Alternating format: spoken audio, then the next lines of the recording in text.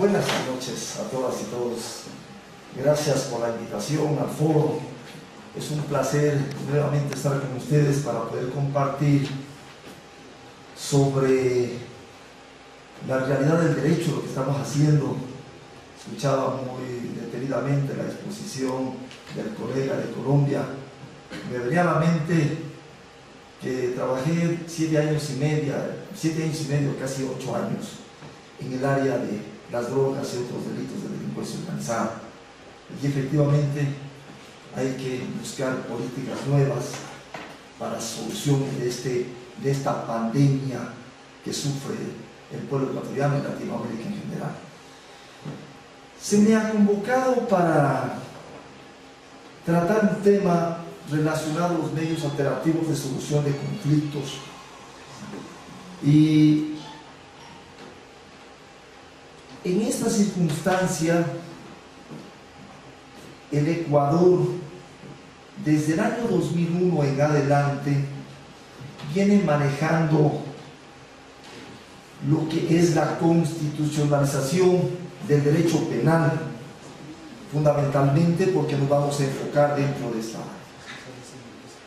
Y decía que como medios alternativos de solución de conflictos es uno de los mecanismos para no tener las cárceles abarrotadas, lo que no pasaba antes del 2001.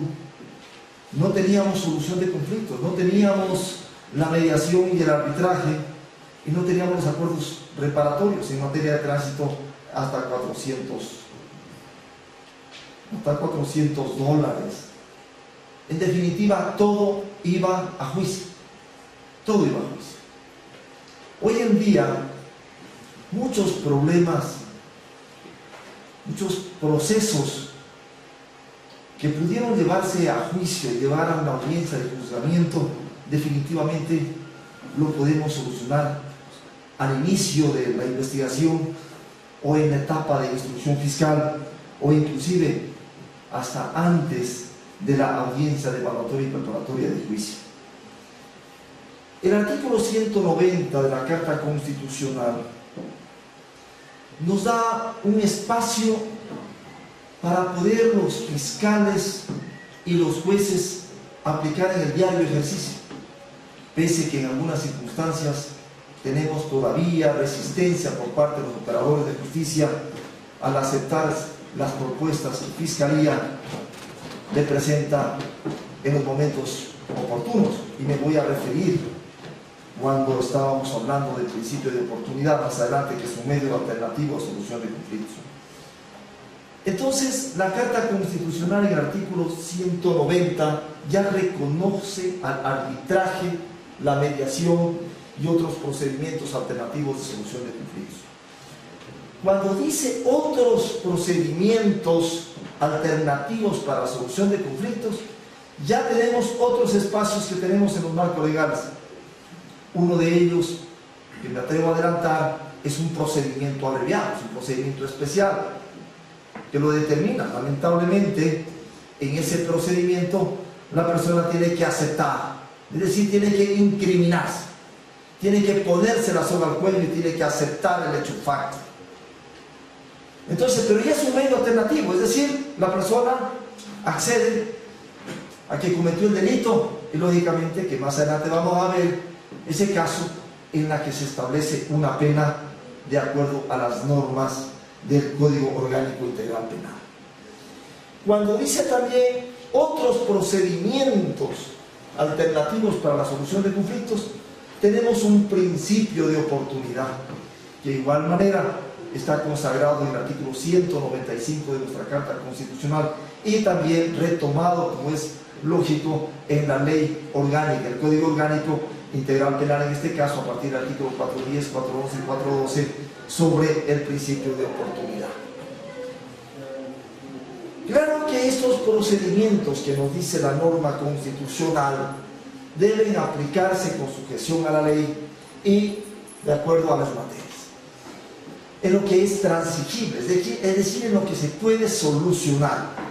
En materia civil estamos hablando de derecho privado, y en derecho privado se pueden solucionar muchos problemas en derecho civil. Un lindero se lo puede solucionar, Una deuda se la puede solucionar pagando. Todo lo que conlleva a un proceso reivindicatorio, prescripciones, etcétera, etcétera. En asuntos laborales, que también estamos hablando del derecho privado, también se los puede solucionar. Y para ello, lógicamente, se crean en este caso, los centros de mediación y arbitraje para la solución de estos conflictos. Bueno, antes de la creación de la ley de mediación y arbitraje, lógicamente que se hacían los acuerdos, se los llevaba a efectos en las notarías públicas correspondientes. Bien, hay una parte fundamental que también nos habla el marco constitucional. Cuando hay contratación pública, es decir, cuando hay contratos con el Estado fundamentalmente, porque cuando hay contratación privada, definitivamente lo podemos solucionar a través de un conciliador, a través de un árbitro, el caso. Pero cuando hay una contratación pública, procede el arbitraje en derecho previo pronunciamiento favorable de la Procuraduría General del Estado. Cuando estamos hablando de contratación pública, es decir, con el Estado. Bien, cuando decíamos que lógicamente en el artículo 190 de la Carta Constitucional ya nos da la alternativa macro, es decir, nos da el espacio grande para la solución de los conflictos y evitar que las cárceles se encuentren llenas. Hay un libro del delito de las penas de César Beccaria, muy conocido, es decir, conocido también en Colombia. Empezó la constitucionalización del derecho penal, porque había casos que, y ahí nos dicen, que por una simple lesión era condenado al despeñadero, al descuartizadero, etcétera, etcétera. O le cortaban la mano, o terminaba con la pena de muerte o la pena capital en las diferentes formas que ha existido. Porque también los estados iban buscando la forma de matar a las personas que cometían actos. Y para ello, bueno, bíblicamente encontramos el apedreamiento, es decir, que a través de las pedradas se podía matar a una persona. Ahí está el caso de María Magdalena, y cuando los discípulos le dijeron a Jesús, ¿qué hacemos con él? Bueno, aparte de ello, nos resume César Beccaria algunas atrocidades que se cometieron, lógicamente, a través de los tiempos. Por delitos pequeños, por cosas insignificantes. Podríamos decir que inclusive en el Ecuador existió el exilio en las Islas Galápagos, no sé si recuerdan algunos, que fue en la época de Gabriel García Moreno, cuando se institucionalizó para que las personas de las cárceles, que ya estaban llenas las cárceles de acá, de Guayaquil y Quito, fundamentalmente, iban a una isla en Galápagos. Y si vemos las historias de esas personas, lógicamente que vamos a ver que tenían unas penas, porque se sustrajeron 100 sucres en ese entonces, 50 sucres en ese entonces. Es decir, por cosas tan insignificantes tenían que pagar inclusive un exilio, botados en una isla, y vayan a ver lo que sucedía en esas circunstancias.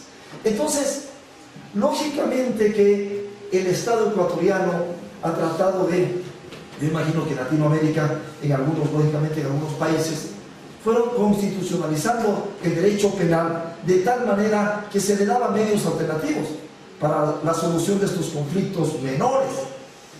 Hoy en materia de tránsito podemos resolver un caso de daños materiales hasta cuando se terminó el vehículo, definitivamente, y eso lo podíamos hacer antes del 2001. Definitivamente íbamos a juicio, aunque hayan pagado.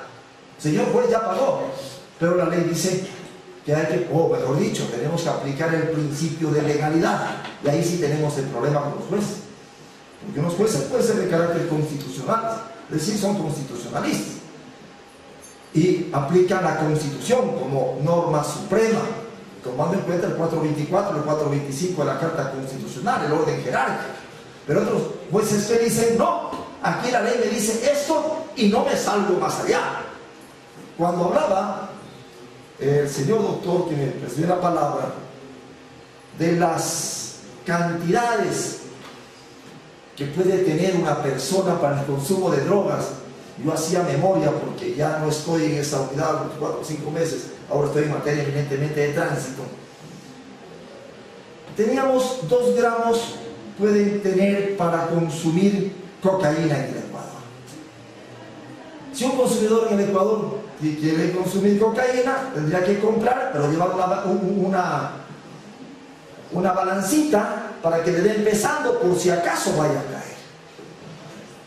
Normalmente pues el comprador le compra, que le llaman el brujo, etcétera, etcétera, y le compra la porción que el brujo también hace de acuerdo a su criterio.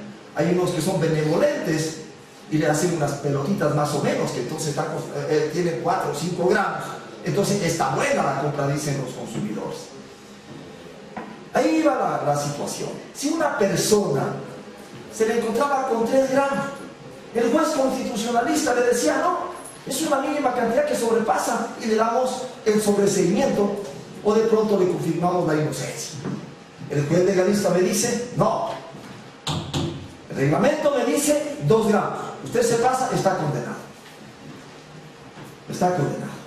Entonces, en esas circunstancias, cientos de personas han sido condenadas por esas circunstancias. Pero teníamos el medio alternativo de la solución de conflicto, le decía, y vamos a ver, dentro de drogas hay un espacio que es el procedimiento abreviado para que se le rebaje por lo menos la condena en la forma que prevé el marco legal.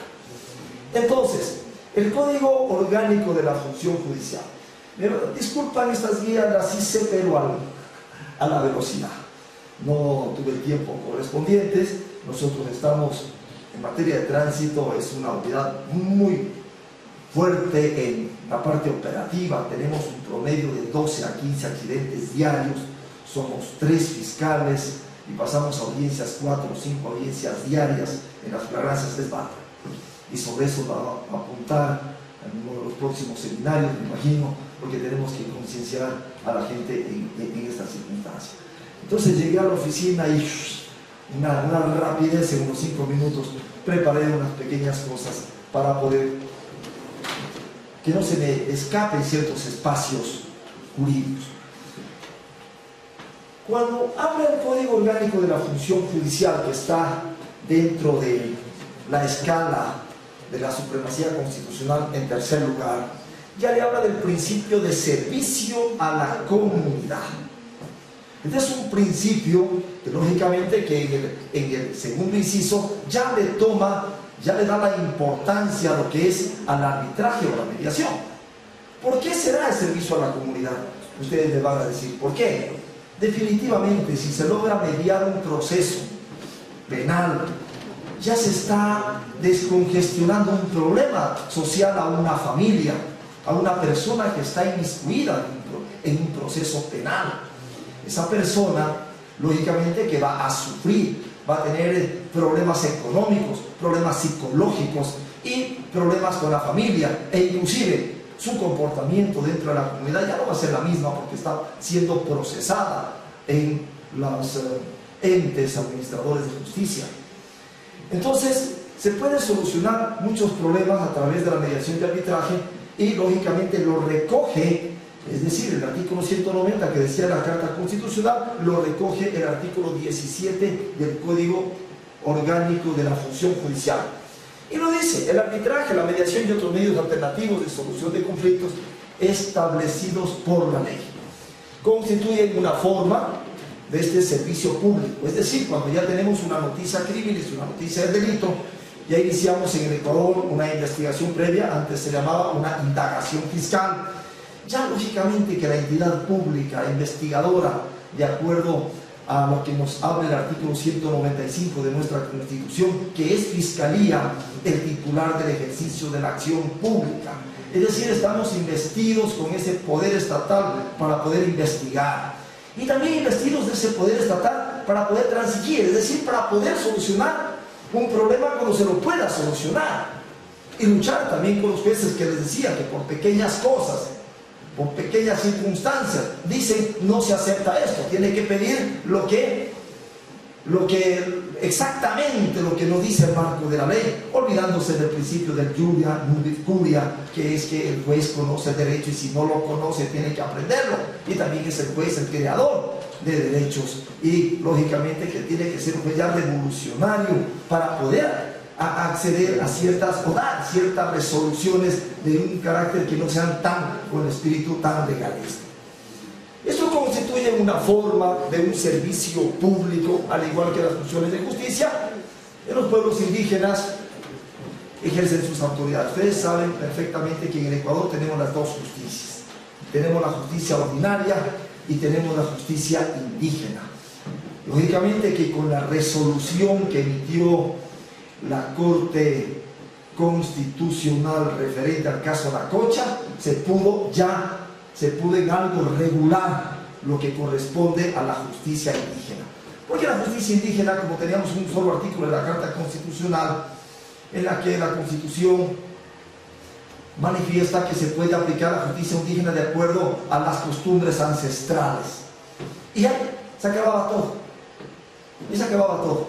Se podía solucionar los conflictos en las comunidades indígenas, así sean violaciones, asesinatos, femicidios, parricidios, todo podían solucionar. Lógicamente que, porque ese artículo les daba la facultad. Hoy en día no. La resolución de la Cocha les dice, excepto cuando se violenten los derechos humanos. Es decir, en este momento un juez de garantías penales ya no puede declinar la competencia a una comunidad para que resuelva un asunto de una violación. Ya no puede. Ya no puede declinar la competencia igualmente a la comunidad para que resuelva un femicidio o un asesinato. Pero sí pueden solucionar sus problemas. El hurto de unas pequeñas cantidades, un abigeato, se sustrajeron un borrego, un chivo, cosas de esa naturaleza, pues sí pueden solucionar. Y en materia civil pueden solucionar algunos problemas. Los problemas de linderos y lógicamente que la justicia indígena nace también con ciertos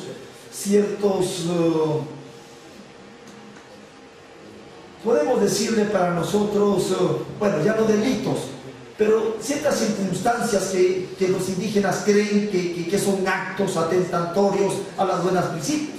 Por lo menos, por un ejemplo, la brujería es castigada pues, en la justicia indígena como tal. Que se case un ciudadano de una comunidad de otra comunidad y que no podría haber hecho, también es condenado por la justicia indígena. Cosas de esa naturaleza.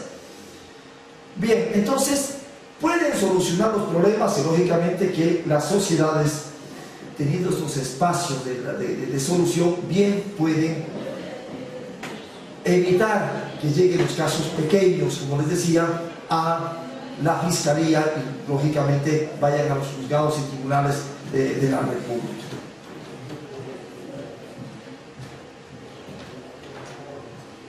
El Código Orgánico Integral Penal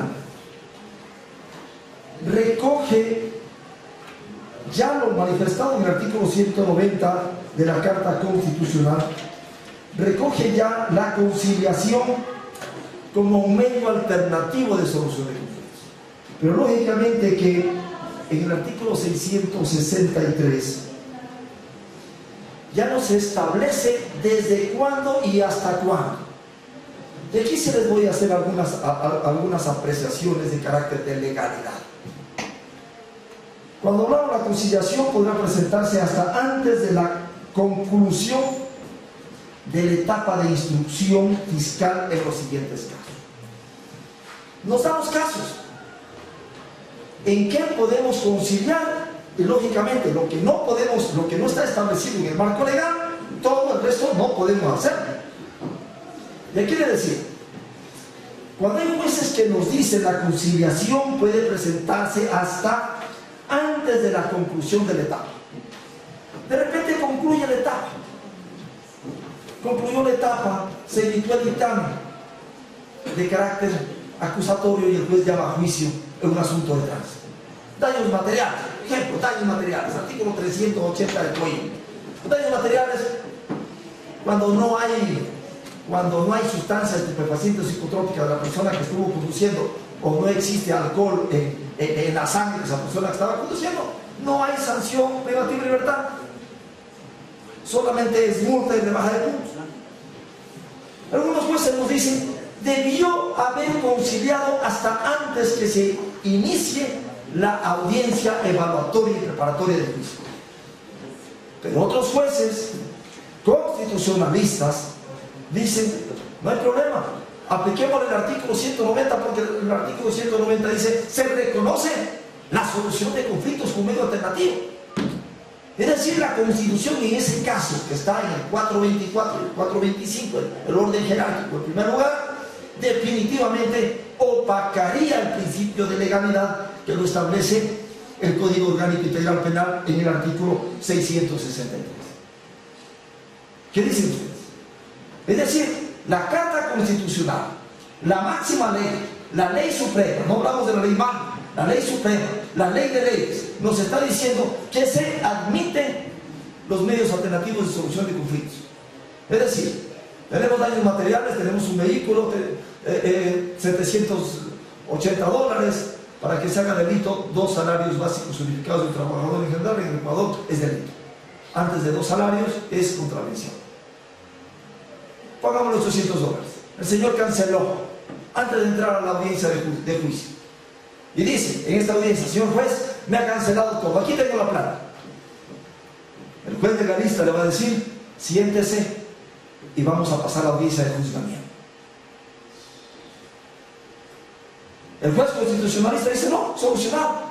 Perfecto, solucionaron y emite una sentencia declarando la inocencia de la persona o simplemente le acepta en este caso, el acuerdo reparatorio que llegaron las partes. Bien, entonces en esa circunstancia tenemos todavía algunas discrepancias con algunos jueces. Se puede conciliar en delitos que tengan una sanción hasta 5 años. Así nos dice. Vamos a ver más abajo, en el último inciso del 6.3. Quiso decir el legislador, pero vamos a entenderlo porque definitivamente lo que trató de decir el legislador, excepto no se puede conciliar en los siguientes casos. En los delitos de tránsito, nos dice el numeral 2, se puede conciliar excepto que no haya resultado muerte. Y vemos que en delitos de tránsito tenemos 3 sanciones para cuando hay resultado muerte. Hay una muerte culposa de 1 a 3 años. Hay una muerte cuando se infringe el deber objetivo del cuidado, es decir, cuando se descuidó por negligencia, imprudencia, impericia, inobservancia, 3 a 5. Ahí no se puede conciliar. Y el delito que es más fuerte es de 10 a 12 años, cuando la muerte se produce en circunstancias que el conductor estuvo en estado de embriaguez o bajo los efectos de sustancias estupefacientes o psicotropas. También no se puede conciliar cuando producto del accidente de tránsito dejó una lesión grave que tiene incapacidad permanente. Y aquí les voy a poner un ejemplo. A ver, yo tengo un caso de que un motociclista se colisionó con una camioneta. La camioneta le llegó al pie del motociclista y sufrió 2 dedos, sufrieron el golpe. Es decir, a la final esos dedos trataron de recuperarlos, pero terminaron cercenándolos completamente porque ni siquiera la operación se la pudo realizar como cualquier ciudadano común y corriente, porque esta persona sufre diabetes. Cuando se le hizo el reconocimiento médico legal, el médico le daba 60 días de incapacidad porque los dedos todavía no se desprendían. Posteriormente los dedos se desprendieron, es decir, 2 falanges, nos dice el médico legista. Falange cuarta y quinta, que me parece que es el dedo gordo que le llamamos, y el otro que está al ladito. ¿Ya? Nos piden una ampliación del reconocimiento médico legal y el médico legal nos amplía el informe y dice, se le da una incapacidad permanente. ¿Y por qué? Porque se le desprendieron por producto de la enfermedad que tenía, que era la diabetes. Ahora, ¿qué dicen ustedes? Hasta para chocarse, en un caso de esa naturaleza, no podemos adivinar pues, si esa persona sufre o no sufre diabetes. Claro. Es decir, se le sigue complicando la vida y el ciudadano tiene ya el pie un poco necrosado, un poco más, y sigue en tratamiento. Y supóngase que se lleguen a cercenar el pie, lógicamente que es una consecuencia del accidente. Hay discrepancias con médico-legistas en el sentido que no hay incapacidad permanente porque es una consecuencia porque tuvo la enfermedad. Hay una discrepancia. Y para otros dicen simplemente el accidente se dio y si no hubiera dado el accidente tuviera los 2 dedos. Y lógicamente que si nos vamos a la pena va a cambiar. En materia de tránsito nos dice revisen el artículo 152 de lesiones y ahí van a ver cuál es la pena por incapacidad permanente. Es decir, pobre hombre no supo que el hombre que estaba en la moto tenía diabetes, lo colisionó, los dedos estaban ahí prendidos todavía cuando llegó al hospital, luego se le desprendieron por producto de la enfermedad y por último en este momento no puede conciliar. Miren, estas circunstancias que suceden y que no está reglamentado, no dice en ninguna parte de la ley que cuando la enfermedad es producto, mejor dicho, la incapacidad permanente es producto de una enfermedad que ya tenía el paciente y que por esa razón se le complicó, no dice absolutamente nada. Bien, aquí hay una parte interesante que también teníamos problemas con jueces en ciertos momentos. Nos dice que se puede conciliar en delitos contra la propiedad cuyo monto no exceda a 30 salarios básicos unificados del trabajador en general. Es fácil. Tenemos que revisar el capítulo de los delitos contra la propiedad y en todos los delitos contra la propiedad, robo, hurto, estafa, extorsión, abigeato, todos esos delitos se pueden conciliar en base del monto. Sume $375, creo que es 375 por 30 y hasta ese monto podemos conciliar. Me van a decir de repente habían problemas con los jueces, porque si vamos a ver el artículo 186 me parece que habla del estafa, no estoy mal de pronto para la memoria de ustedes. Cuando habla del estafa, el delito de estafa en el Ecuador es de 5 a 7 años. ¿Y qué decían los jueces? Señor fiscal, el numeral 1 del 663 nos dice que solo se puede conciliar hasta delitos de 5 años. Y la estafa es un delito que pasa de 5 años, ya no se puede conciliar. ¿Y qué nos dice? Pues el numeral 3 de los 30 salarios. Es decir, si estafaba por $5.000, está dentro de los 30 salarios. Si estafaba por $6.000, está dentro de los 30 salarios.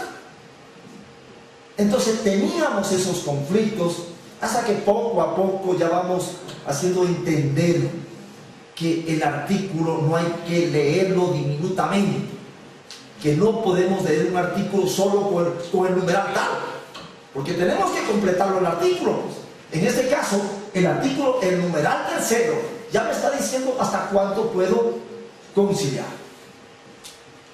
Y evitamos, lógicamente, la pena, es decir, que el Estado, el derecho coercitivo, es decir, la sanción y la audiencia de juzgamiento de una persona que a la final va a tener antecedentes penales o criminales dentro de su hoja de vida. En la parte final del artículo 663 ya nos dice qué se excluye, en qué no podemos conciliar, y eso es básico. Si nosotros conciliamos Cuando nos están prohibiendo, vamos a caer en lo que se denomina el error inexcusable. El error inexcusable en el Código Orgánico de la Función Judicial es falta gravísima. Y por falta gravísima hay, ¿cuál es la sanción para el funcionario judicial? Destitución. Ahí sí, definitivamente no podemos hacer nada. Y ahí nos dice la primera parte, en todas las infracciones contra la eficiente administración pública. Tenemos que regresar al capítulo correspondiente a las infracciones de la administración pública y empezamos por el artículo 278 que establece el peculado. Si una persona viene con un peculado, tenemos un proceso, estamos en investigación previa o luego iniciamos una instrucción fiscal. Lógicamente que se cogió dinero del Estado, más o menos. Así fue, se cogió o se dejó coger. Porque ustedes saben muy bien, todos los abogados, estudiantes, que los delitos son por acción o son por omisión. Y cuando son por omisión es no impedir un acontecimiento cuando se tenga la obligación jurídica de impedirlo. ¿Equivale a qué? A ocasionarlo. Así nos dice. Y ahora el artículo 28 del COI habla de la omisión dolosa. Pero se incorporó el artículo 12 del Código Penal anterior. No hablaba que cuando la persona está en posesión de garante. Pero el COI ya incorporó ese término de que la persona esté en posición de garante. Es decir, un gerente de un banco, porque el sistema financiero nacional actualmente también entran en peculado. Las cooperativas de ahorro y crédito no entraban dentro de los delitos de peculado porque estaban dentro del sistema de economía popular y solidaria. Pero con el COI ya son parte de los delitos contra la eficiencia de la administración pública. Bueno, se cogieron $20,000, $50,000 y dice, ya pagué. Pagó. Eso le puede servir, sí le puede servir. Pero para efectos, de acuerdo al Ecuador y de acuerdo a nuestra normativa, como la reparación de los daños. El juez va a valorar en el momento de dictar la sentencia y lógicamente que inclusive va a valorar las circunstancias de carácter atenuante. Y ustedes saben que las penas siempre están de la mínima a la máxima. Si me dice esta pena es de 8 a 12, el juez vio que esta persona resarció el daño, va lógicamente a poner los 8 y posiblemente haga todavía una rebaja adicional. Yo les cuento que en el Código Penal anterior, en el artículo 57, hablaba de las penas peculiares del delito y más adelante nos hablaba acerca de las sanciones. Y cuando hablaba de las sanciones, hablaba de las penas de prisión, penas de reclusión, penas de reclusión menor ordinaria, reclusión mayor ordinaria y reclusión mayor extraordinaria.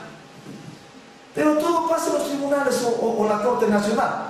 Como ejemplo, les digo, en una ocasión, una chica fue sentenciada a 8 años por entrar droga a la cárcel.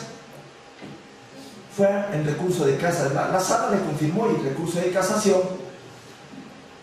puso todas las palancas que pudo haber sacado. Conocíamos esa situación.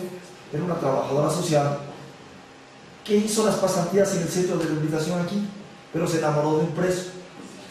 Y el preso le dijo, ándate a la cooperativa Macas y retírame una encomienda. Retiró la encomienda, al pasar por la cárcel, le revisaron y en un colacao, droga. ¿Había dolo de la chica? Pero en el código, en la ley de sustancias estupefacientes y psicotrópicas, en el artículo 59 de la ex ley, hablaba del corretaje e intermediación. La pena era de 8 a 12. A la final le pusieron los 8. Pero les decía esto, cuando había una tabla de que los jueces tenían que regirse, Y decía, cuando hay dos o más circunstancias atenuantes y ninguna agravante, las penas se reducirán de la siguiente manera. Si es las penas de 4 a 8, se van a reducir a disminuir de 2 a 4. Si era de 8 a 12, se van a disminuir de 4 a 8. No sé si recuerdan. ¿Quiénes somos más viejitos en el derecho? Entonces, la pena de esta chica era de 8 años, de 8 a 12, se podría haber reducido, de acuerdo a la ley, de 4 años, de 4 a 8. ¿Qué dijo la Corte Nacional? Pongámosle un año. ¿Cómo sacaron la fórmula? Hasta este momento no sé. No sé. Con eso los señores abogados empezaron a sacar copias y se entregaban como hojas volantes. Es decir, todos los delitos de corretaje, los jueces estaban blindados a poner un año, porque ya había una resolución de Corte Nacional que la tomaron como resolución de triple reiteración. Bueno, así es el derecho, y así a veces funciona. Entonces decía que cuando hay una solución a un caso, si estamos en delitos contra la eficiente administración pública y es de peculado, un ejemplo, artículo 278, no podemos conciliar, pero sí podemos hacer un acuerdo reparatorio, que es otra cosa. La conciliación la hacemos con mediador, obligadamente, porque la ley de mediación y arbitraje nos dice que debe ser con mediador. Así nos dice la ley, existe el reglamento. Pero el acuerdo reparatorio va a ser ¿con qué? Puede hacer con un notario el reconocimiento de firmas. Repararon el daño, cancelaron el dinero, y eso se presenta en la audiencia de juzgamiento para que sea valorado por los jueces, que puede ser valorado para la mínima de la pena, porque hay la buena fe de la persona procesada y que definitivamente también hizo el sacrificio. Yo le decía que es delitos por acción o por omisión. Pudo haber sido por omisión. Ustedes conocen lo que pasó en Riobamba, caso municipio. Omisión. Una clave se entregó a una persona no autorizada del alcalde. No estuvo autorizada una secretaria, porque había que firmar un documento de confidencialidad, principio de confidencialidad en el Banco Central del Ecuador. Alcalde, tesorero o financiero. Bueno, son 2 o 3 personas, nadie más. Se entregó a una cuarta persona, le vino la pena, y tuvimos un alcalde detenido y ahora ya está libre, pero ya pagó la pena. Entonces, por omisión. No es que yo no hice nada, yo no cogí. Cuando estamos en posición de garante podemos ser responsables de un acto ilícito. Así es. Bien. Entonces, todos los delitos que contempla el artículo 278 hasta el 294 del COI, es decir, vamos a tener alrededor de 17 tipos penales que están dentro de los delitos que atentan a la eficiente administración pública. En ninguno de ellos podemos conciliar. Si lo hacemos, ahí sí va a haber un gravísimo problema, porque si ese caso llegó al Consejo de la Judicatura, en el Consejo de la Judicatura nos van a seguir un sumario y posiblemente seamos destituidos. Una pregunta, querido doctor. Mi nombre es Teodoro Remanche, abogado. Voy a coger la última parte del caso del señor exalcalde. El señor alcalde le da una clara a una cuarta persona que no debería haberlo dado. Ya no sería omisión, porque está dando. ¿Cómo le configuramos aquella, este caso? Porque él le dio la clave, que ya no es omisión. Ahora, claro que por ahí, no es omisión, sí, por supuesto. Exactamente, entonces, por supuesto. esta es mi inquietud. Sí, lo podemos analizar porque hemos tenido bastantes conversatorios sobre esto. Y cuando él entregaba una clave, según todo el proceso, lo daba de una manera ingenua. Es decir, por el exceso de confianza que tenía con esa persona que tenía nada. Entonces, hasta ahí se descubrió esa circunstancia. Pero si esa clave era dada con el ánimo de ahí hacer hackear, definitivamente autoría. Y ahí sí dentro de los espacios de autoría directa para el caso correspondiente.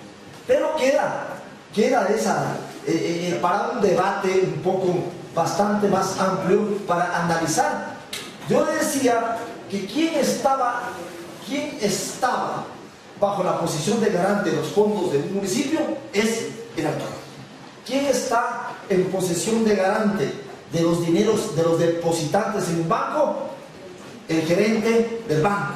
¿Quién está de posesión de garante en una escuela de jardín de infantes si vamos y dejamos un niño para que estudie durante el día y a tal hora lo sacamos? ¿Quién? El profesor. Si el profesor lo saca y se pone a pasear y enseñarles los carros, las vías, etc., y se le muere uno atropellado, ¿quién estaba en posesión de garante? El profesor. Miren, sobre esto de omisión, dicen los alemanes que se ha regado mucha tinta en miles de enciclopedias para entender bien los delitos de carácter omisivo, que son un poco bastante complejos. Bien, ¿qué más nos dice? ¿Qué no podemos conciliar? Delitos contra la inviolabilidad de la vida. Todos los delitos relacionados a la inviolabilidad de la vida. Empezamos con lesiones. Una lesión atenta a la vida. No lo mata. De pronto puede haber una tentativa de homicidio, una tentativa de asesinato, pero no murió. Entonces no podemos conciliar. Homicidios, femicidios, parricidios. Bueno, el parricidio desapareció del código, ya no está en el Código Orgánico Integral Penal. Infanticidios ya no está, etc. Bueno, todos los ubicaron ya dentro de tipos generales, pero se incorporó el delito de las mujeres. Es decir, si muere la mujer en manos de su marido, de su amante, de su etcétera, etcétera, decían machuchín, entra dentro de lo que es femicidio. Femicidio no se puede considerar. Pero cuando uno trabaja en la fiscalía, presentan con el respeto y consideración de todos los abogados. Pero hay abogados que tienen el criterio que el papel aguanta todo. Y si le paso al fiscal o descuido al fiscal, me acepta, el fiscal puede cometer un abrupto pidiendo una circunstancia de estas, pues, un archivo en un delito de esta naturaleza. La ley está prohibida, rotundamente, no puedo aceptar, pero sí pueden hacer un acuerdo reparatorio. Por supuesto que pueden hacer un acuerdo reparatorio en materia de tránsito, muertes con tránsito, igual, no puede conciliar, pero sí puede reparar a la víctima. Y ese acuerdo, judicializarlo en el momento oportuno, como yo le decía, en las audiencias correspondientes. Delitos contra la integridad sexual y reproductiva. Todos los delitos estos de violación, atentado a violencia sexual, antes era atentado al pudor, estos delitos no se los puede conciliar. Mientras las partes concilian, y ahí es un problema para la fiscalía, porque una vez que arreglan ellos, se pagan, ya no los podemos llevar pues a las audiencias de juzgamiento como testigos. Entonces aplicamos ahora de manera inmediata, que también hay un debate en esto, hacemos los testimonios anticipados. En Colombia imagino que igual. El debate es si vale en una investigación previa o no vale en una investigación previa.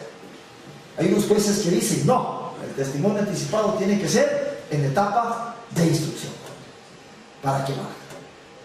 Pero parece que hay un consenso a nivel nacional, porque son delitos que hay que prevenir inmediatamente, es decir, proteger a la víctima y tomarle el testimonio de inmediato, con el ánimo de poder ya tener, garantizar ya una prueba para una futura audiencia. Porque cuando ya venga de una violación, les decía, el honor de las chicas, de las hijas, está un pepino cuando hay $5.000 de promedio. Por $500 en las comunidades indígenas arreglan violaciones, y violaciones de niñas menores de 10 años. Entonces, esas situaciones hay que prevenir, y lógicamente vamos a tratar de hacer lo más pronto posible, cuando tengamos que hacer, el testimonio anticipado. En ninguno de estos delitos podemos hacer una conciliación. Y también no hay cómo conciliar, pese que también tenemos un gran problema hoy en día, que es en los delitos de violencia intrafamiliar. Bueno, ahí habrá el debate, pero el legislador trata de proteger a la víctima, trata de proteger a la mujer, que es la más vulnerable, y trata de decirle: no pueden conciliar, porque ustedes se van a reconciliar y a la otra vez la van a recontramatar. El marido bueno, dicen que estos delitos se los arregla debajo de las sábanas, lamentablemente. Pero se pega el trago después de 15 días y dice: tú me pusiste en la denuncia. Y empieza nuevamente el relajo, y es el ciclo. Y se estuvo preso, olvídense, puede terminar con femicidio. Pero ¿cómo hacemos entender esta circunstancia a las mujeres? ¿Cómo hacemos entender ese ciclo de violencia? Para que tenga un poco más de honor. Muchas de las veces yo conocí una señora que el marido le cercenó toda la oreja. Yo era el abogado en ese entonces, cuando de repente llega, lógicamente, con otro peinado, con la oreja ya: doctor, quiero que no siga más porque ya estamos conciliados. Sin oreja, andaban cogidos de la mano por las calles. Eso pasaba en Zamora Chichito, ya estaban conciliados. Y ya no quiero que siga nada más, doctor. Yo ya no quiero dar ninguna declaración, ya no quiero ir a ningún tribunal. ¿Qué hacemos?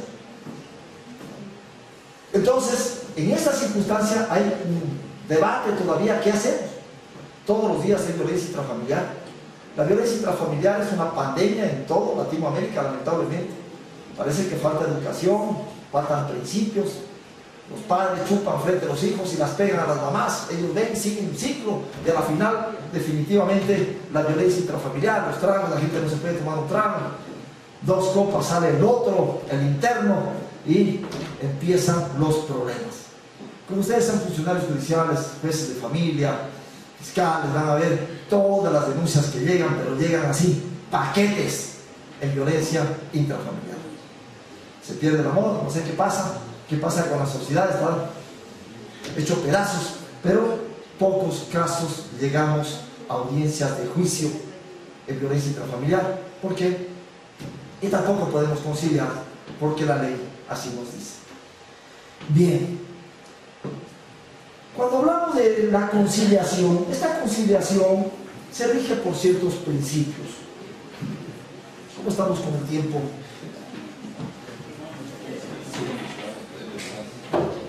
Se rige por ciertos principios. El primer principio que rige la conciliación es la voluntariedad. Es decir, que exista voluntad entre las partes. No podemos imponer una conciliación. De hecho, que todos los abogados debemos aprender mediación, o por lo menos algún curso sobre mediación en nuestra vida debemos seguir, para poder ayudar a conciliar en algunas cosas. Porque si el abogado no es conciliador, definitivamente no vamos a llegar a nada. Y eso les digo por una gran verdad. Cuando el abogado quiere el juicio largo, es decir, llegar a audiencia, es que hay abogados que cobran por partes. Yo te defiendo, bueno, la investigación previa te vale 1.000. Si esto te llegas a la instrucción fiscal, bueno, ahí ya te vale 2.000 más. Pero si vamos a la audiencia de juicio, pues bueno, tienes que pagarme 5.000. Entonces, conciliar con los primeros 1.000 no es negocio para muchos abogados. Entonces quieren llegar muchos de los abogados, ¿a qué? Al juicio largo. Y le dicen: no concilie, pero me quieren pagar. Pero no, pues vamos al juicio y vamos a sacar más. Y le vamos a sacar 3 veces más de lo que te está dando. Y empezamos nosotros mismos, como abogados, a incentivarlo a que se siga peleando.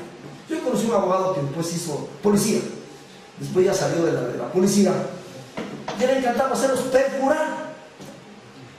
Es decir, el doctor dice: la vida está cara, yo tengo que hacer el trabajo.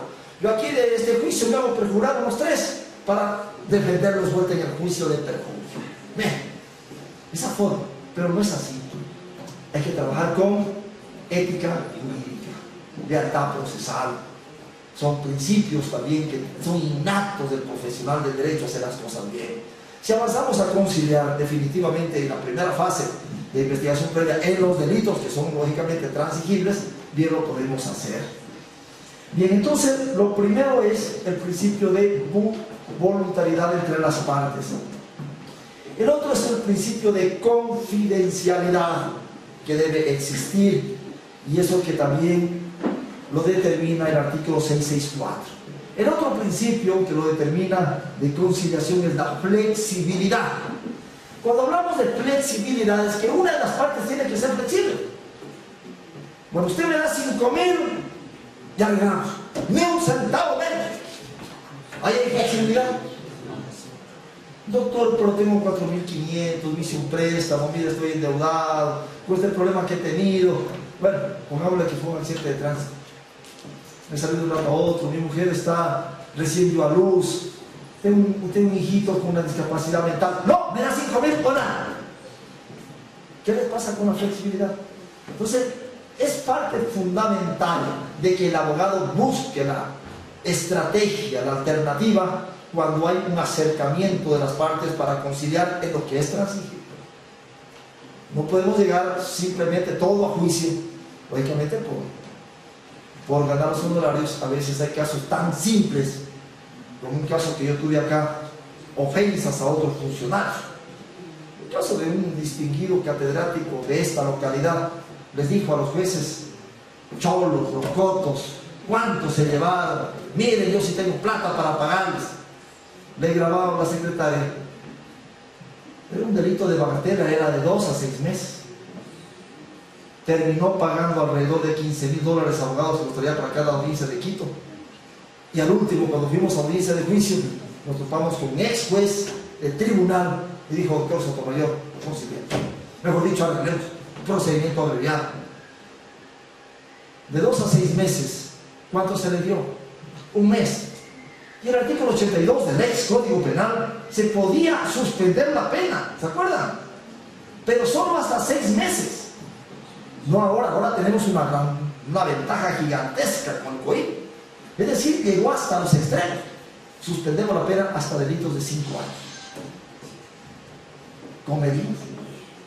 Lógicamente, reparando el daño. Claro, una de las condiciones para suspender la pena. Bien. Neutralidad, imparcialidad, equidad, legalidad y honestidad. Entonces, esta parte de la honestidad, estamos dentro del proceso de litigio, que podemos ser parte. Para eso los abogados podemos ser el nexo para que las partes lleguen a un acuerdo y puedan resolver su conflicto. Esto en materia penal, y en materia civil prácticamente lo mismo, que pueden llegar a ser el acuerdo entre las partes. Lógicamente que esta conciliación se rige por las reglas que determina el artículo 665 del Código Orgánico Integral Penal. Dentro de estas reglas es el numeral 8, que solo se puede en materia penal llegar a un acuerdo conciliatorio y pagarse una cantidad determinada hasta 6 meses, hasta 180 días. Así nos dice el numeral 8. Es decir, si en los 6 meses, a ver, fue un caso bastante crítico, es decir, el acuerdo fue por alrededor de $20.000, $30.000. Bueno, entonces lo expuso al juez, cuánto gano, etcétera, etcétera, los bancos, los préstamos, ya no puedo más, denme chance, 6 meses. ¿Qué pasa si llegamos a la audiencia para verificar si el acuerdo está cumplido? Si el acuerdo está cumplido, ¿el juez qué va a decir? ¿Qué nos dice el numeral 5 del 665? Cumplido el acuerdo, el juez declarará la extinción del ejercicio de la acción penal. Así de fácil. Cumplido el acuerdo, se declara la extinción. Pero ¿qué pasa si no se cumple el acuerdo? ¿Qué nos dice la ley? Y ahí hay otro debate también. Cuando no se cumple el acuerdo, se somete el proceso a las reglas del procedimiento ordinario. ¿Qué dijo un juez? No digo el nombre. Se inició por un procedimiento directo. Procedimiento directo, un caso, 10 días, un acuerdo, 2 meses. En 2 meses se pagaba la suma. A los 2 meses no había cumplido una parte y revoca ese acuerdo y somete al procedimiento, a las reglas del procedimiento ordinario. Pero cuando se somete a las reglas del procedimiento ordinario, significa que el proceso se vuelve ya ordinario, porque tenemos que pasar una audiencia de evaluación y preparatoria del juicio, y el juez puede dar en la audiencia de evaluatorio y preparatoria de juicio 2 opciones. La una, llamar a juicio, o la otra, emitir el auto de sobreseimiento. Llega el juez, llama a juicio en un caso que va para corte provincial. Llama a juicio. Vamos a la audiencia de juicio y el juez dice, se declara la nulidad porque el Código Orgánico Integral Penal no dice que el proceso se vuelve ordinario, sino dice que se somete a las reglas del procedimiento ordinario, y las reglas no estaban de que haya audiencia de evaluatorio y preparatoria de juicio. Y dice, por tal razón se declara la nulidad a partir del pedido de la fiscal de ese entonces de la audiencia de conciliación. Un abrupto para mí, consejo. Yo le veía en los ojos al juez que lo quería ayudar al procesado. El procesado es un funcionario público.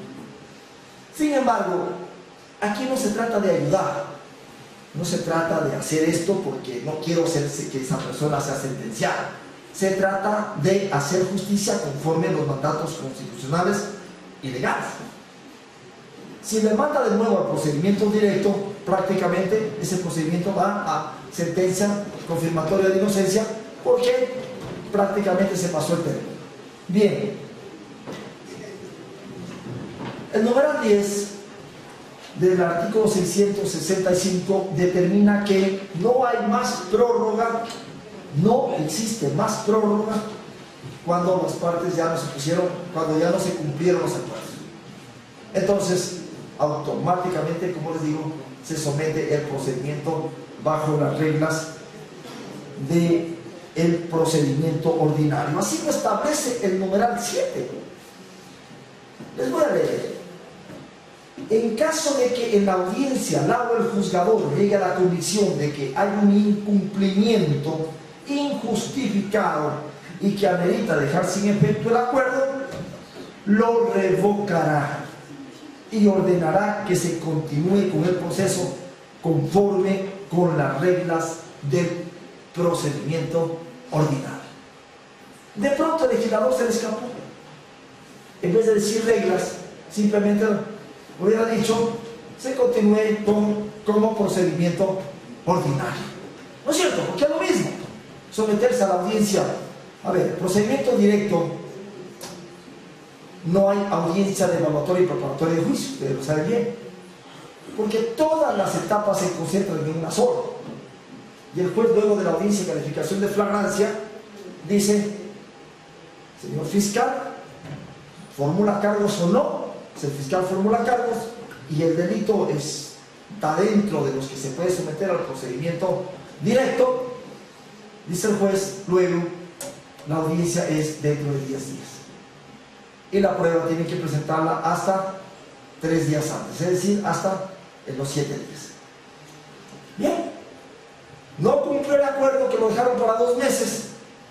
Ya nos dice la ley con las reglas del procedimiento ordinario. Ya no puede volver al procedimiento directo.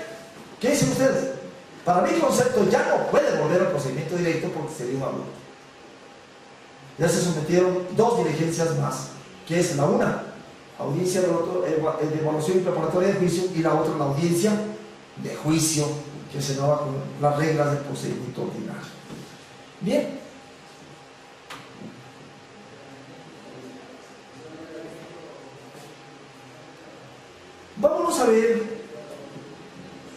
dentro de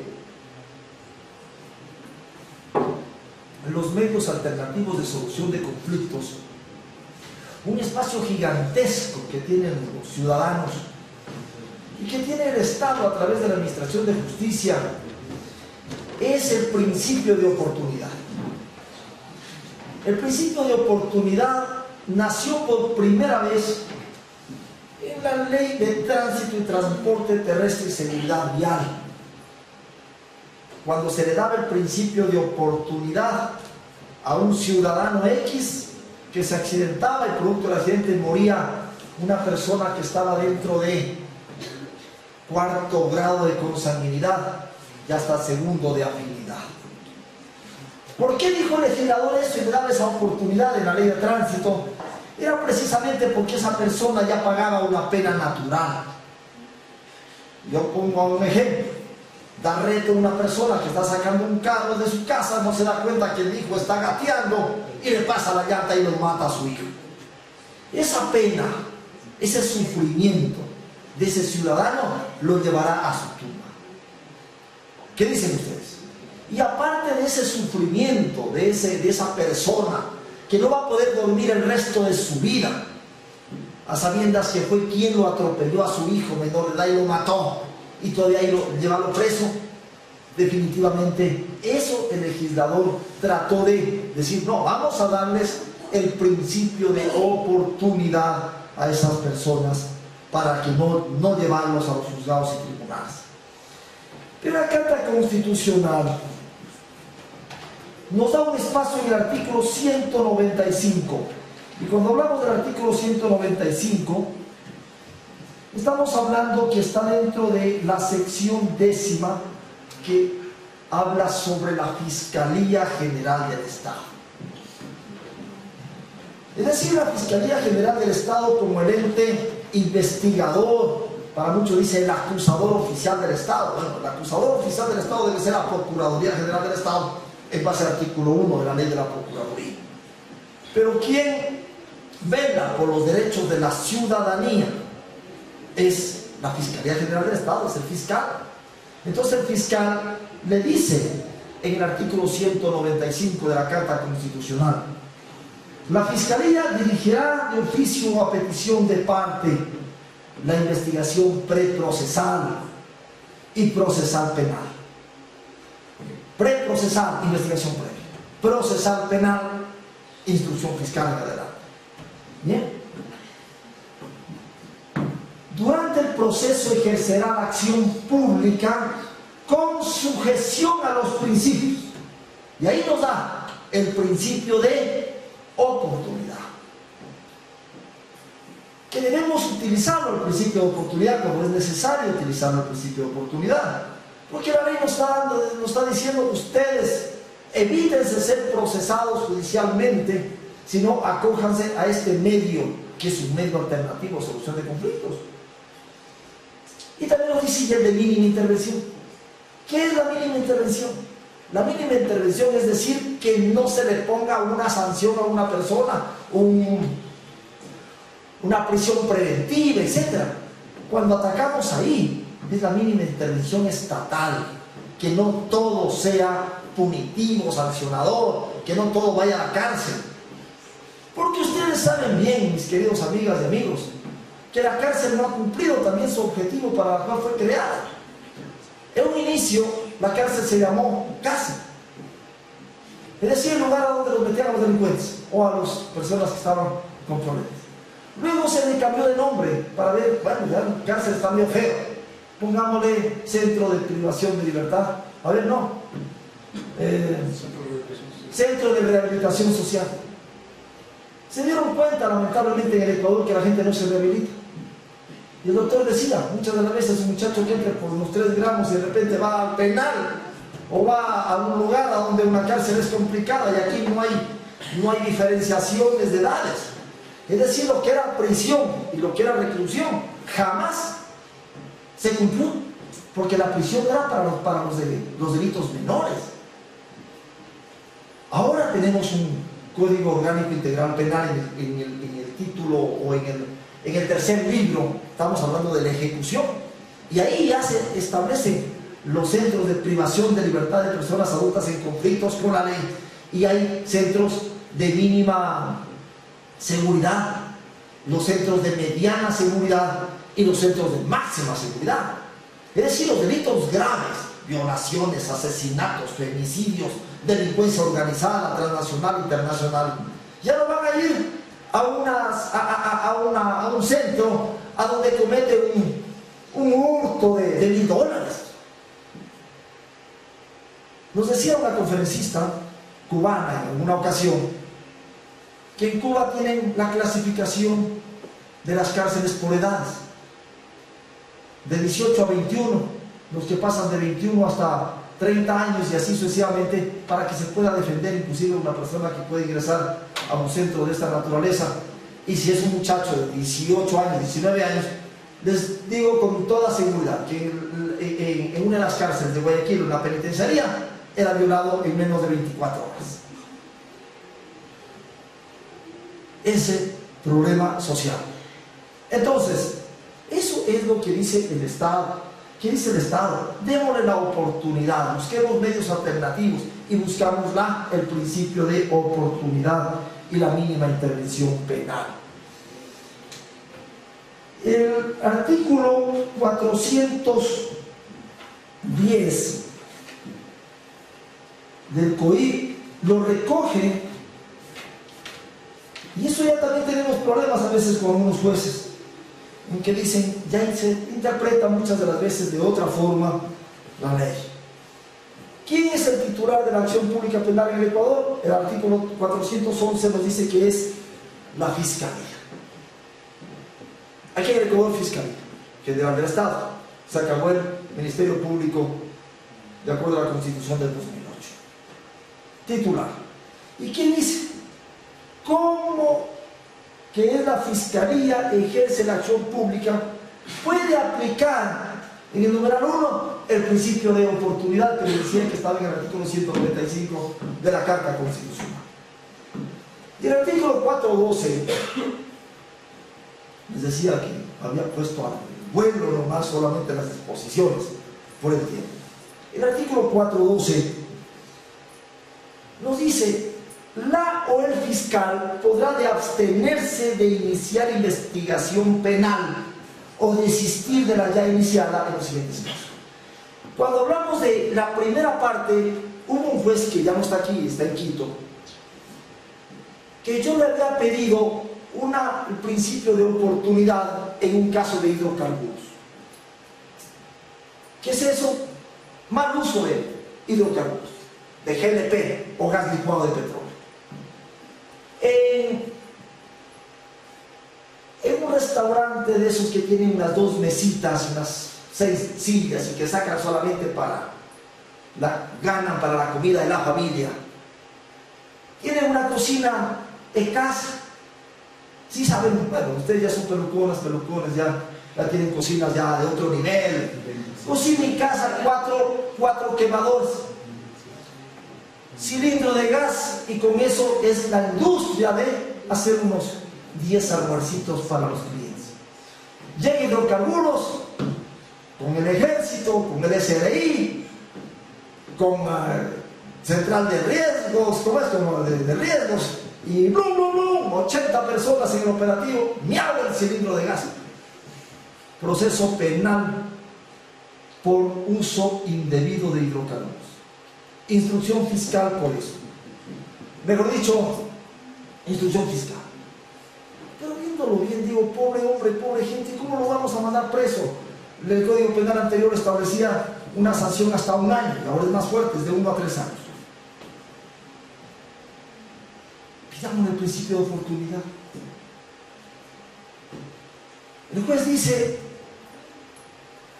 se le niega, señor fiscal, la solicitud del principio de oportunidad, porque de la lectura que hago dice que la o el fiscal podrá abstenerse de iniciar investigación penal o desistir de la ya iniciada.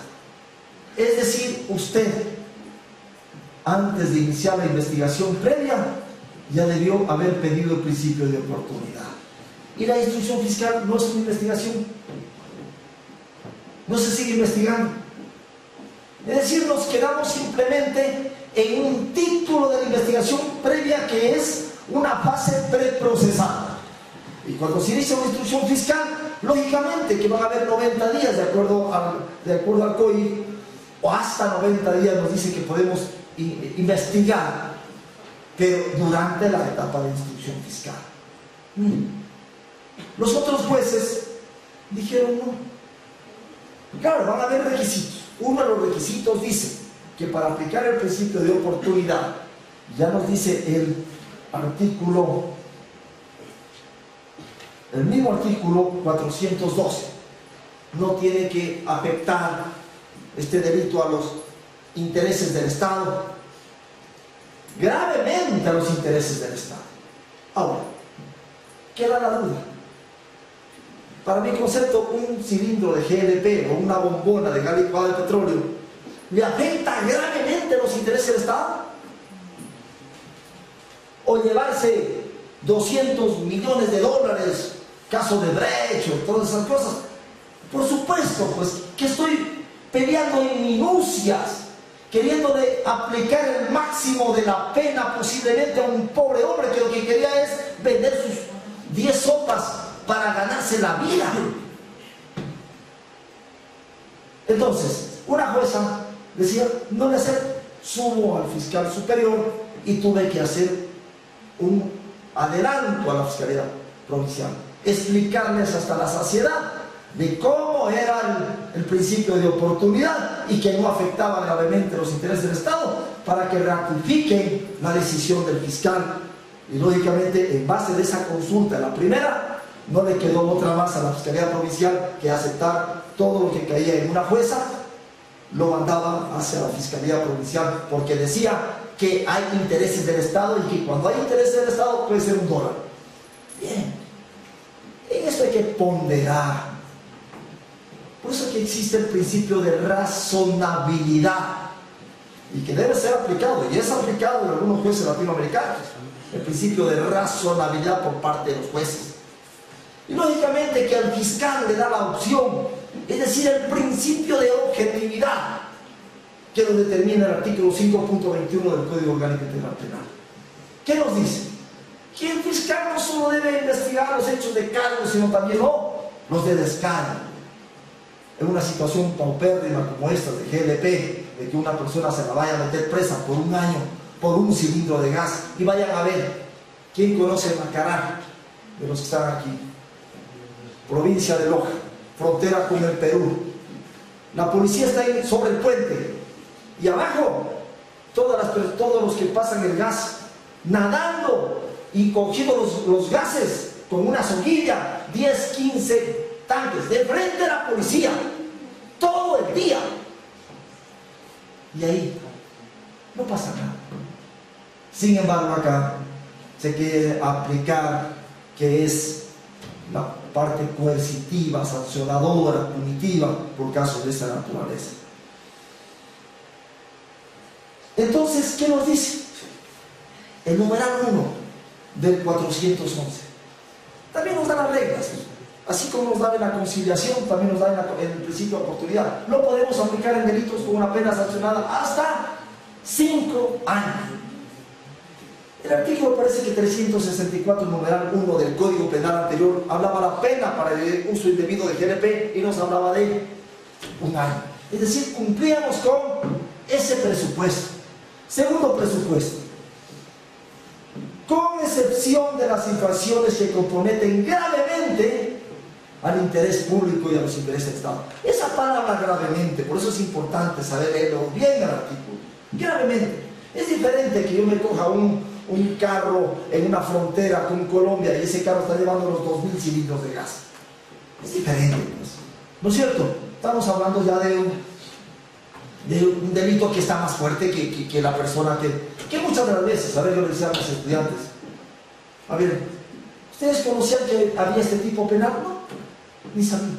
Claro que hay una premisa que dice que el desconocimiento no es causa de excusa, pero en el COIP ya nos dice que sí se debe conocer en los antecedentes del COIP. Esa sí fue una en lo que habla de la tipicidad, es decir, ya se deben conocer los tipos penales en el Ecuador previamente.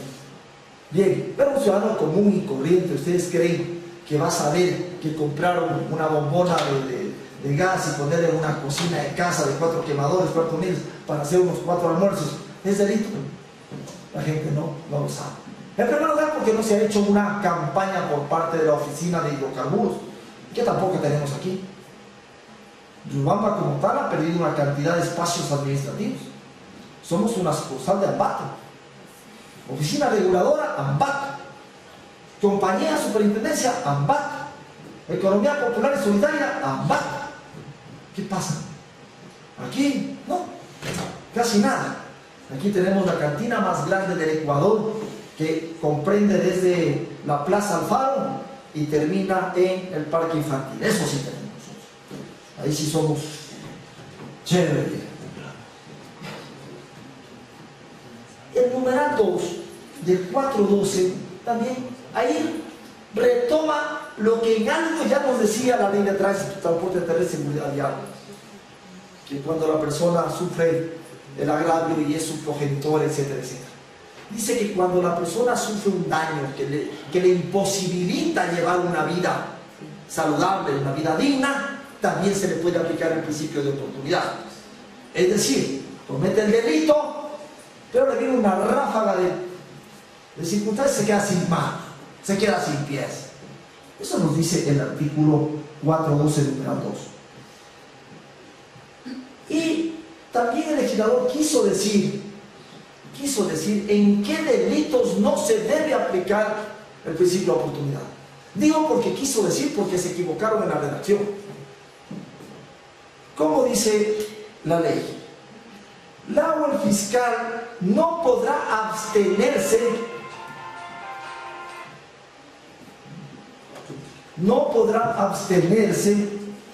de iniciar investigación penal en los casos de delitos graves como las violaciones a los derechos humanos, delitos contra el derecho penal humanitario, delitos contra la integridad sexual y reproductiva. ¿Para qué, pues? ¿Para qué le pone esa situación? Nunca se puede abstener de iniciar una investigación penal en un delito de femicidio, en un delito de asesinato, en un delito de sicariato. Está llegando la noticia inmediatamente a lo que se hace la investigación. ¿Qué quiso decir? Dice, la o el fiscal no podrá abstenerse de iniciar. Es decir, no puede otorgar un principio de oportunidad en este tipo de delitos que son demasiadamente graves. Bien, y también están en los delitos que comprometen la salud pública. Cuando hablaba el doctor de drogas, todos los delitos de drogas atentan a la salud pública en general.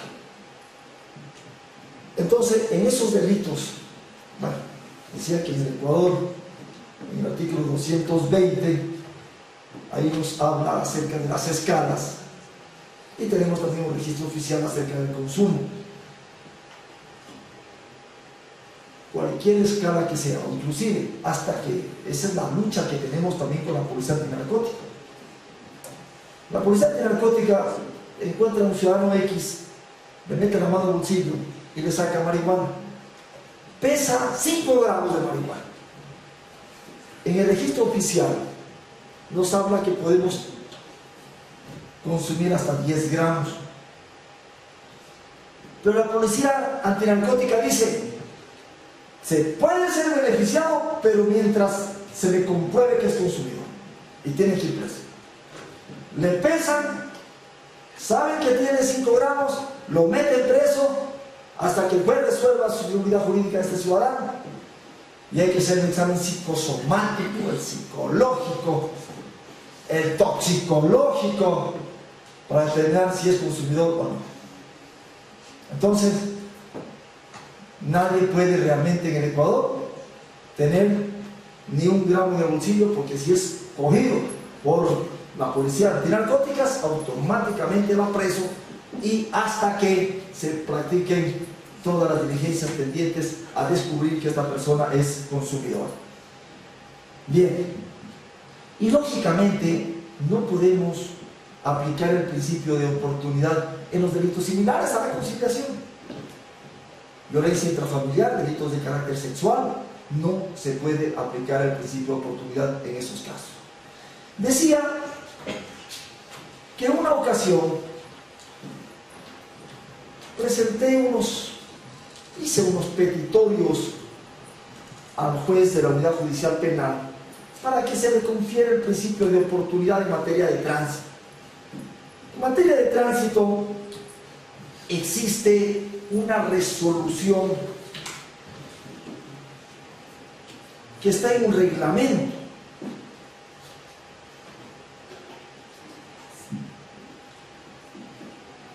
Y en ese reglamento establece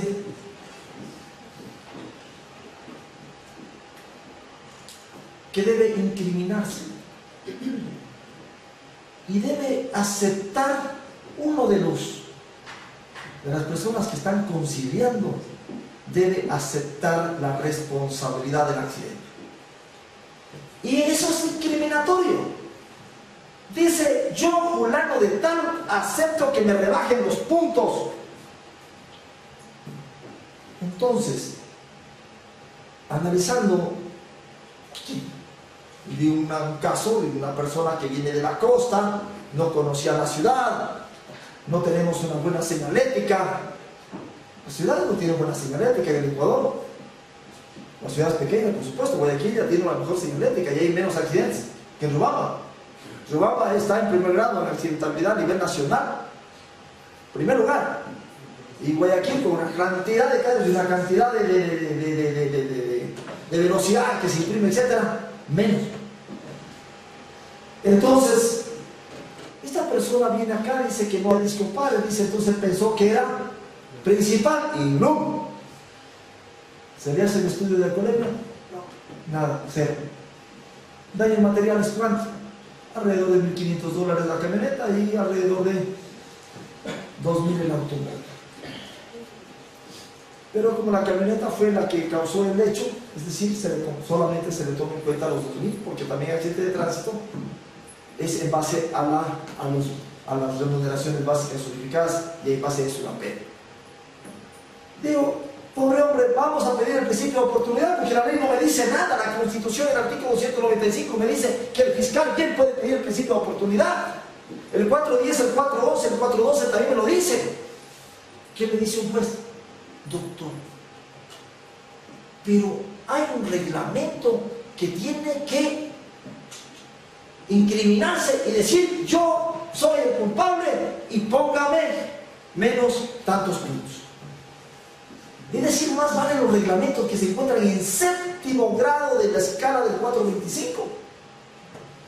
En el Ecuador, Constitución, tratados y convenios internacionales, leyes orgánicas, leyes ordinarias, y viene todo lo demás. Es decir, imagínense, más pesa para ciertos jueces el reglamento que se hace antes que la ley. Lo que dice la Constitución, el artículo 195, y lo que dice que no tiene que pasar de los 5 años.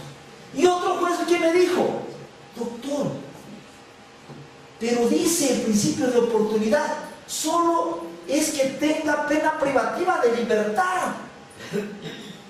No dice que también en este asunto de rebaja de puntos y de multa, no dice eso. Y no será también una pena, si son prácticamente 3 penas en materia de tránsito que tenemos. Primero, sanciones de carácter privación de libertad. Segunda pena, rebaja de puntos. Y tercera, la multa. Entonces, esas luchas tenemos. Yo les digo a ustedes porque yo estoy en esto, me estoy jubilando en esto, en el derecho. 25 años trabajando en el derecho. Y en la fiscalía ya voy 9 años.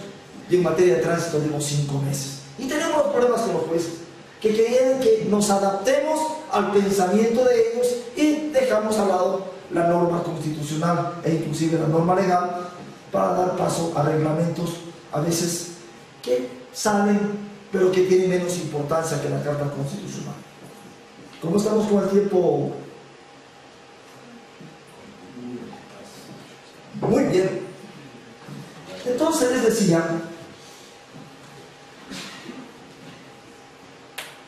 en ningún delito grave, delincuencia transnacional, delitos de lesa humanidad, delitos graves, violaciones a los derechos humanos, un genocidio, un etnocidio, un exterminio, delincuencia organizada, eso no hay cómo. Automáticamente, porque se nos pasan de los 5 años, tenemos penas que sobrepasan de 16 a 22 años, ¿no es cierto?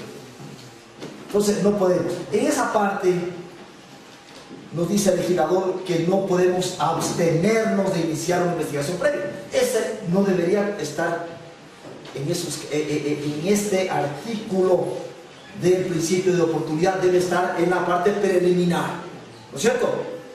¿Sobre qué no se debe? En la parte preliminar, no acá, porque acá me está diciendo en estos delitos no debe, eso lo entendemos, y así le damos a entender al juez que en esos delitos no hay como dar un principio de oportunidad. Bien, y lógicamente que el trámite pues está en el artículo 413, que tenemos que hacer una audiencia, y en la audiencia se debe resolver el principio de oportunidad. Si el juez no acepta el principio de oportunidad, nos dice el 413, debe subir en consulta al fiscal superior para que el fiscal superior asigne a otro fiscal para que continúe con la investigación en este caso. También se establece que la víctima puede ser notificada con esta audiencia, pero su presencia no es obligatoria. Y otra de las características que tiene el principio de oportunidad es que si la víctima se siente aludida, puede seguir una acción civil por el hecho, pero ya no es acción penal. Y de hecho que en la práctica vemos que definitivamente en todo el tiempo que está en vigencia tanto este código, creo que nadie ha interpuesto hasta este momento aquí en Chimborazo como tal una acción civil para resarcir algún daño por algún principio de oportunidad. Y por último lo hemos traído dentro de esta conferencia al procedimiento abreviado como uno de los medios. Es un procedimiento especial, está dentro del título 8º. El procedimiento abreviado, decíamos que también es un medio de solución de conflictos porque se lo puede aplicar en un momento determinado en ventaja del procesado y también en ventaja del fiscal. Muchas de las veces no quiere llegar a la audiencia de juicio y el procedimiento abreviado se lo va a hacer posiblemente en la misma audiencia de calificación de flagrancia o en la audiencia de formulación de cargos. Es un procedimiento en la que pues decía que el procesado debe aceptar su hecho fáctico y debe también aceptar la pena que se pone de acuerdo con el fiscal. También hemos tenido problemas en la aplicación de esta pena. No es una camisa de fuerza, no es una camisa de fuerza en la rebaja que nos dice la ley, pero nos da la potestad al fiscal 634. Nos da la potestad al fiscal ponerse de acuerdo la pena. En el Código de Procedimiento Penal que feneció, este procedimiento se daba solo en delitos hasta 5 años. Una de las características de este procedimiento abreviado es que subió a 10 años. Si la pena hasta 10 años, podemos hacer el procedimiento abreviado. Se puede interponer desde la audiencia de formulación de cargos hasta la audiencia de evaluación y preparatoria de juicio. Sin embargo, también ha habido resoluciones que se los ha hecho ya en audiencia de juicio, de acuerdo a ciertos tribunales.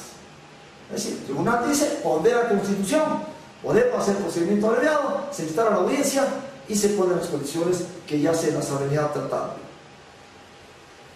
El numeral 3 del 635 nos habla que la persona procesada debe consentir expresamente en este procedimiento. El defensor particular o público debe acreditar que la persona procesada dio su consentimiento sin coacción de ninguna naturaleza, libre y de manera voluntaria. Este es un procedimiento que se lo puede aplicar independientemente si hay 5, 6, 10 procesados, aunque sea a uno. Así nos da.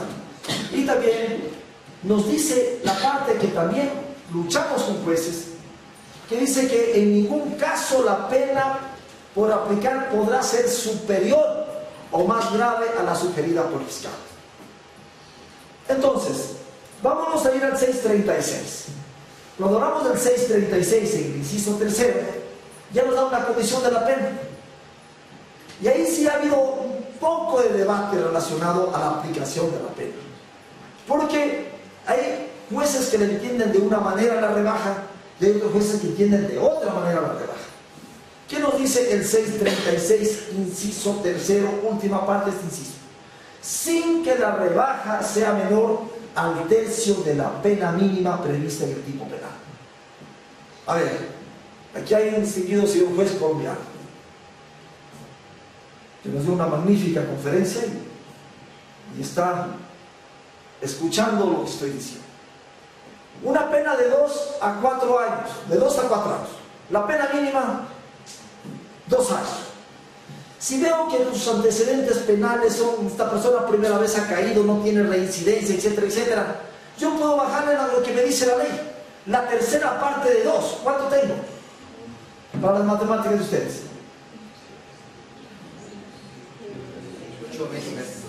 8 meses. Hasta ahí podría darle, es decir, hasta ahí podría darle lo que me dice la ley. No puedo darle un día menos, haciendo el cálculo matemático, porque si le hago un día menos, ya puedo caer en error inexcusable y me puede caer a judicatura. Pero si es de 1 a 3, le doy 1, del 1 le puedo rebajar ¿a cuánto? A 4 meses, ¿no es cierto? Hasta ahí. Pero sí le puedo dejar el 5, le puedo dejar el 6, le puedo dejar el 7, le puedo dejar el 1 mismo. Es decir, ¿qué nos decían los jueces? No, doctor, está muy poco, subámosle unos 5 meses más. Y los jueces, no todos por supuesto, contravenían lo que nos decía el numeral 6 del 635, que en ningún caso la pena sea mayor a la sugerida por el fiscal. ¿Qué pasa? Que esto no les gusta a la policía. No les gusta a la policía, porque va la policía a las audiencias, le escucha la audiencia, procedimiento abreviado, y se le da una rebaja, a ver, de 5 a 7 años, 5 años. La tercera parte, de 5 años serían ¿cuántos? 60 meses. La tercera parte sería 20 meses. 20 meses. E iba y comentaba al comandante. Le dio 20 meses. Está poquísimo. Denunciémoslo al fiscal. La denuncia a la Fiscalía Provincial, la denuncia a la Fiscalía General del Estado. Y entonces, ¿para qué diablos tenemos un marco legal? ¿No es cierto?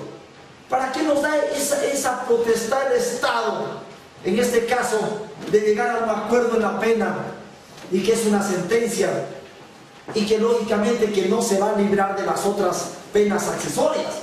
Es decir, va a tener la multa.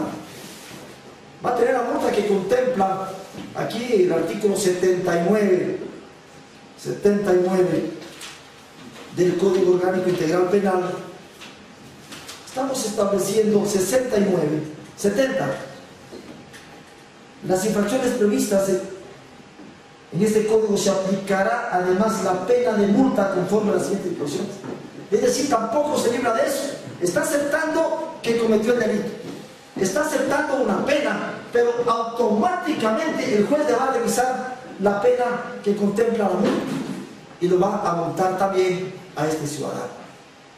Entonces, en estas circunstancias decía que se lo puede tomar como medio alternativo de solución de conflictos para hacer un procedimiento más rápido. Se aventaja el procesado en ciertos delitos, que va a ser una pena realmente bastante interesante, porque también hay otros medios para rebajar las penas. Ustedes saben muy bien que pueden ser las circunstancias atenuantes, y también hay, en este código se incorporó la cooperación eficaz, que es también otro medio para rebajar las penas. Eso es lo que está pasando en el caso de Brecht. ¿Cuántos ciudadanos fueron que el fiscal le pidió el 80% menos de la pena que les pidió para los otros. ¿Por qué? Les digo, porque estos ciudadanos cooperaron eficazmente con la justicia. Pero no es cooperar decir yo soy culpable. Es decir, cooperar es decir lo que pasó y cuál es la red de la delincuencia organizada que ocurrió en ese delito determinado y que se haya probado esa situación. En materia de drogas, esa cooperación no se le puede decir abiertamente tampoco en una audiencia que le dijo una persona. Eso se lo hace en audiencias reservadas, para que los jueces conozcan en una audiencia reservada cuál fue la cooperación y el pedigato. Porque si la persona dice, fulano de tal, vive en Quito, en tal parte, él es el que trae la droga, él es el que me provee, o él es el que provee a todo el Ecuador, ¿y cuántas horas le damos de vida? Claro. Pues en ese sentido, la cooperación eficaz del fiscal también tiene que ser muy hábil para plantear la cooperación eficaz en una audiencia reservada con jueces. Desconozco en Colombia cómo están haciendo, no hay. No, igual. Allá, pero tiene que ser con bastante solvencia profesional, porque esa persona que está cooperando eficazmente definitivamente puede perder la vida por estas organizaciones criminales que portan un comino, dan $10.000 a un ciudadano muerto. Aquí en el Ecuador ya se mata por $1.000. Anteriormente costaba una persona más, ahora por $1.000, por $500 ya no pueden matar, ya nos pueden matar. Bien, entonces esto del procedimiento abreviado, como les decía, va a haber también la audiencia. En la audiencia se va a preguntar al procesado si es que ha consentido, si es que no ha sido coaccionado, si la pena que está diciendo el fiscal ha sido producto del consenso, etcétera, etcétera. Esta persona va a aceptar correctamente, va a quedar grabado y el juez va a emitir una sentencia de carácter condenatorio, sin descuidar lógicamente la multa que está establecida en el marco legal. Bueno, cuando el juez no acepta la pena, las situaciones, definitivamente hay el trámite del artículo 639. Entonces, en este caso, se puede rechazar el pedido del procedimiento abreviado y a su vez sigue el trámite correspondiente que se lo estaba siguiendo. Bien, hasta aquí les he traído un esbozo en síntesis de estos medios alternativos de solución de conflictos. Espero que haya sido un poco más, no sé, entendible.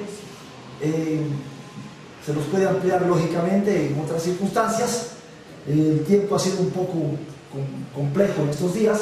Sin embargo, he hecho un pequeño mínimo esfuerzo para darles a entender que estos medios existen en la Constitución de la República, en el Código Orgánico de la Función Judicial, en el Código Orgánico Integral Penal y también los reglamentos de mediación y arbitraje que tenemos en estos momentos y que definitivamente con los centros que se han aplicado ya en esta ciudad de Riobamba se puede hacer algunos arreglos de mediación y arbitraje.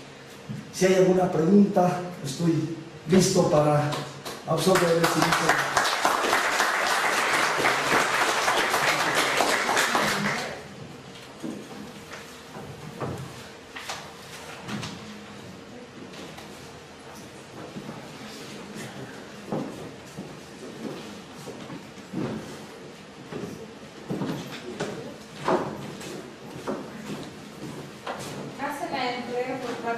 Una placa por parte del doctor Juan Carlos Espina.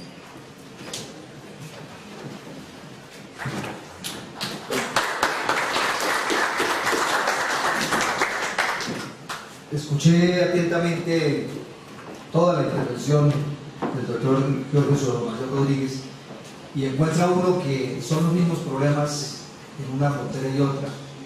Y de verdad me enorgullece, es un honor, doctor, que cuando usted narra lo de la oreja, yo tuve un caso exactamente igual. Cuando narraba lo de tránsito, es muy parecido, y eso resume en que el problema está en que hay que empezar a ejercer la constitucionalización del derecho penal.